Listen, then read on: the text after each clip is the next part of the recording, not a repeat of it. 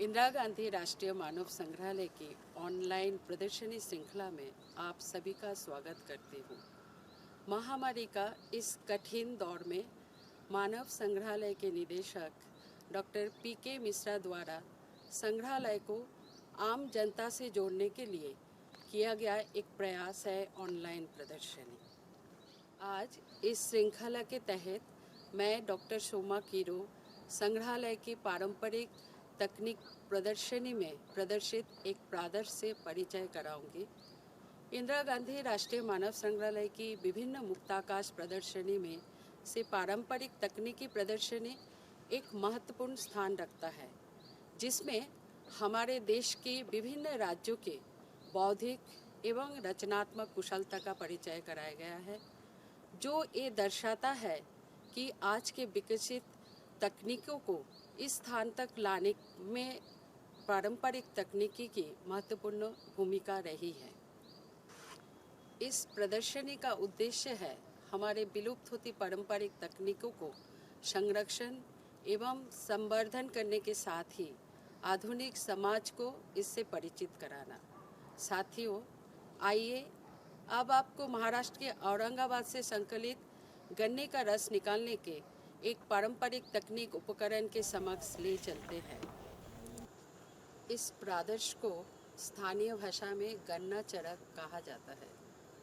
इस तकनीक का उपयोग वहाँ के मराठा समुदाय के द्वारा किया जाता है।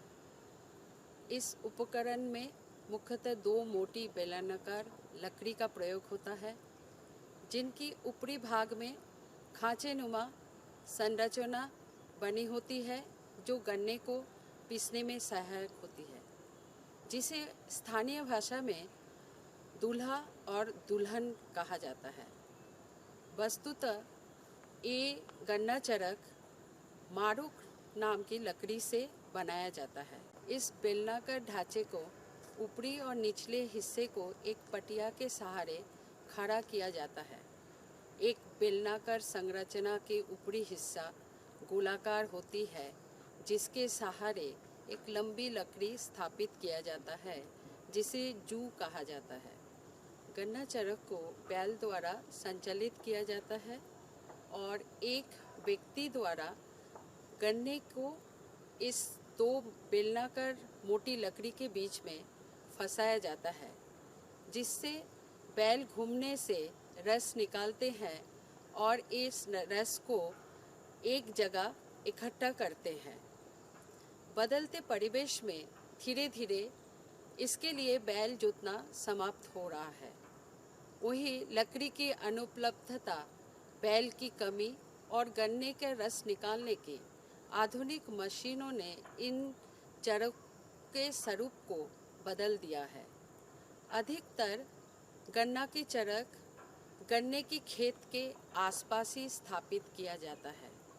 बदले हुए रूप ने इसे छोटा आकार में बना के व्यक्ति द्वारा घुमाकर रस निकालना शुरू किया गया है, परंतु धीरे धीरे वर्तमान धातु के मशीनों ने इसके अस्तित्व को दिनों दिन समाप्त करते जा रहे हैं। साथियों, संग्रहालय की मुक्ताकाश प्रदर्शनी में प्रदर्शित इस प्रादर्श के द्वारा समुदाय के लोगों को भी जोड़ने का प्रयास किया गया है। विशेष अवसर पर समुदाय द्वारा इस तकनीक का जीवंत प्रदर्शन भी किया जाता है, जिसका आनंद भौतिक रूप से दर्शक भी कर पाते हैं। मैं आशा करती हूँ कि इस नए वर्ष में वर्तमान महामारी जल्द समाप्त हो जाएगी, सामान्य जनजीवन पुनः प्रारंभ हो जाएगा, जिसके बाद आप सभी दर्शक संग्रहालय आकर भौतिक रूप से इसका अवलोकन कर सकते हैं। धन्यवाद।